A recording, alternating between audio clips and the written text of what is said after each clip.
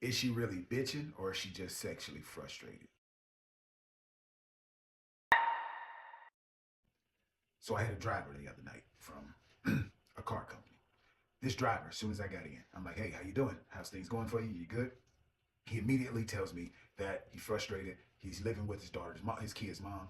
Him and his kid's mom is beefing right now. He got two young kids with the lady. They're going in and out. He's saying she's cussing, frustrated, yelling, beefing with him all day, every day. I let him explain his entire story.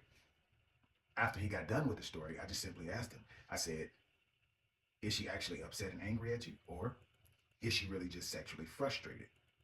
And I know it struck him odd at first, but I let him ponder on it for a minute, and let me explain to you. All men, pay attention, because this is a universal fact. Whether you ever seen it or not, you'll never forget it. Two things that will never exist at the same time when it comes to a woman is a sexually satisfied woman and an angry woman. You have never met a woman in your life or seen one. Hopefully, you've actually sexually satisfied a woman in your life.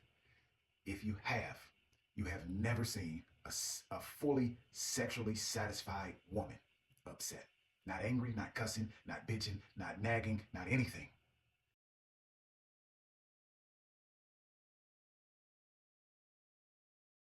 Most of that is in an emotional regulation. Sometimes they're suffering from dick deprivation.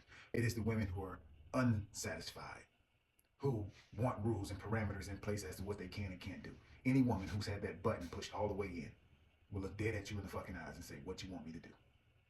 And she won't bat an eyelash doing it. Every woman has went completely dumb at some point for some man. Most of them. The ones that are extremely frustrated are the ones who either have had it happen before and it hasn't happened in so long that they're bitter and angry and hateful and resentful, or it's the women who's never had it happen and they're at the end of their reign and it's caused them to be bitter, hateful, spiteful, and resentful as well, because it's something that all women desire. It's a biological need. Are those things, those problems you're going through, really things you're going through? Or are you depriving her? You have to remember, this is another fact that I told him. I asked, do you have a daughter? He says, yes. I said, she's up under you all the time, ain't she? He said, yeah, all the time. I said, she always want to be up under your skin. She want to be held. She want to be protected. She want all of those things to make you feel like, dad. He said, yeah. I said, your woman is the same way. Since there are some women who need it more than others, some women who need it less. But the general population of women desire and need all the same things that your daughter needed and desires. So if you have a daughter, you have a niece, you have a young lady in your life, and you know how she likes to be around you or underneath you, your granddaughter, anything, whether you forgot or not, as a man, that is the exact same things your woman in your life need. But that's all it is. Grown women desire all the same things. The women who act like they hate men, the women who act like they don't like men or despise men or want to decenter men, those are the women who are angry that they can't have what they want. That's why they're still talking about men. We don't talk about things we don't want. That's why you don't talk about the bum off the side of the highway. Or the guy who, don't fit your caliber. You don't talk about those people. They don't have no value to you. We only talk about things we think about, and things we think about have value, because you can't take back something you've already placed inside your mind. So you gave it value to your brain when you thought about it. When you spoke about it, you said everything we needed to know about how much it was on your mind. So all of the women pretending to be angry at men, they are mostly suffering from dick deprivation. Most of the time she's sexually frustrated.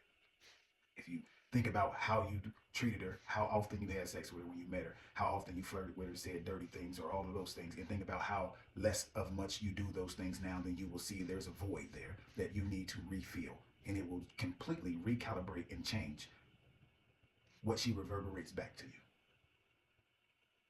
But you have to actually apply the effort. And in applying the effort, you have to apply the mentality, as above, so below. If it is not on your mind, your body will not facilitate the actions. So you may appear to bring roses. You may appear to start to come home. You may appear to show up. But if your mind isn't there and you don't believe that's what you want to do, then the energy you reverberate will still be shitty. And it will still say, this is disingenuous. And your actions will be an exercise in futility. And then you'll pretend you don't know what happened. I started doing things differently. But you were only doing the things. The mind controls the body. You have to believe it first, then facilitate it, and then the energy flows from the brain through the body, and then when you connect to her, you will. It's actually very fucking simple. But we lost sight of that because you were educated by a system that wanted to disconnect you from the very laws of human nature that you were supposed to follow.